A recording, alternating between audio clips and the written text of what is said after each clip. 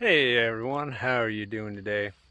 I was just thinking about last year when I was going through and thinking about the things that I wanted to plant. Um, we moved from zone 4, maybe 5, I don't know, up in Minnesota down to zone 6B, and that kind of opened up a lot more possibilities for us as far as what we could grow. And I was looking into a bunch of different things, and I found out that there were a couple types of bananas that we could grow here. Now they're mostly ornamental varieties that they can produce bananas, but they're kind of seedy from what I've been told. It's questionable whether they are edible or not, but I don't really care. Just the idea of being able to grow one, period, was just kind of exciting to me. So I went ahead and got one. Actually, I had three. Um, One of them was a Mekong giant. Um, so that's like Musa itinerans, um, Mekong giant variety. And the other one that I had was the Musa, and I'm not sure how to pronounce the genus name.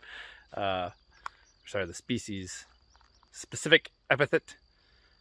It's Musa, Basjoo.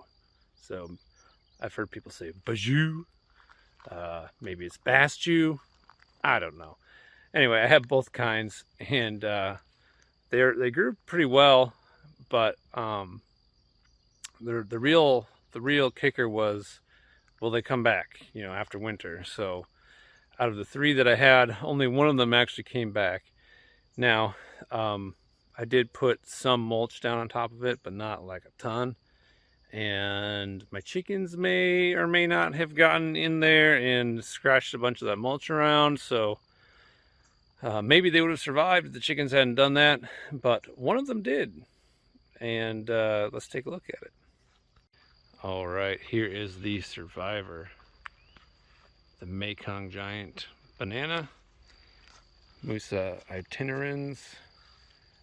And then it says variety Mekong giant.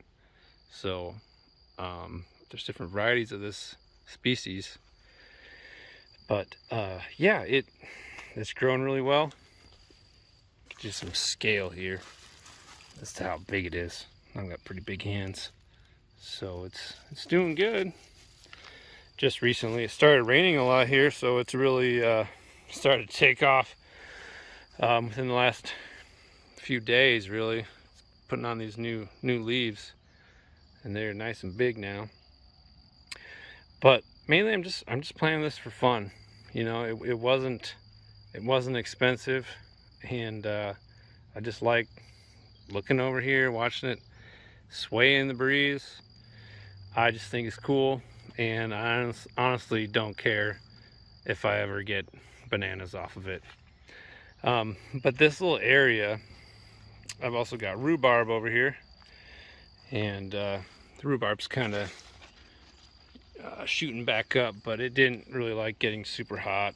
It got really hot and was really dry for a while. Rhubarb didn't really like it. You can see discarded banana peels. We throw all sorts of stuff in here.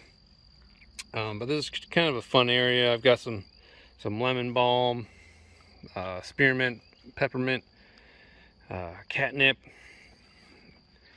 and also, going with the tropical theme, I planted some elephant ears back there. They're doing all right, but they were kind of slow to start. But I actually planted them in the ground a little too early, and it was kind of cold when I put them in the ground. So I guess I'm just happy that I didn't kill them, because honestly I put them in too early. Forget what month that was, but it was still too cold for them. But anyway, we got a sweet potato in there as well. But the other thing that I did was I planted a bunch of peach pits and cherry pits in here last fall. And so now I've got like kind of a mini nursery going on, where several of these peaches have sprouted and come up, and they're doing really well. And then, yeah, here's Here's another peach. And then oh sorry, did I say cherry? I meant to say plum. Plums, yes. So we got 1, 2, 3, 4 plums. And four peaches. So what I'm going to do is, after these go dormant this fall, I'm going to go ahead and dig these up, and I'm going to plant them in various places in the food forest where I want them to be permanent. But it was kind of nice, just I literally just put like dozens of pits and stuff in here, just seeing what would come up. And again, the chickens got in here and did their thing, so that was kind of a bummer. Who knows what else might have popped up. Actually, here's another plum right here. They really scratched around and stirred everything up. So, but this banana didn't care about it. So, yeah, it was kind of fun. Somewhere March, April, all of a sudden I saw, you know, the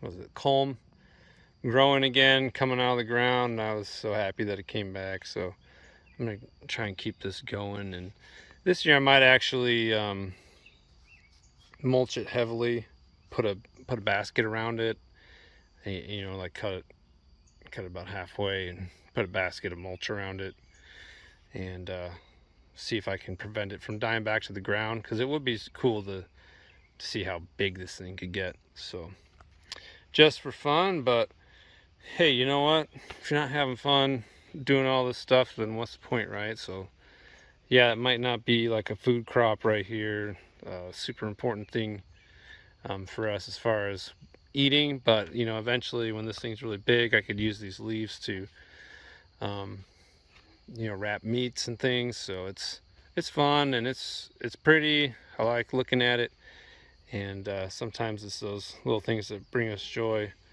that make all the difference. So just a quick video today. Thanks for tuning in, and you guys have a great day.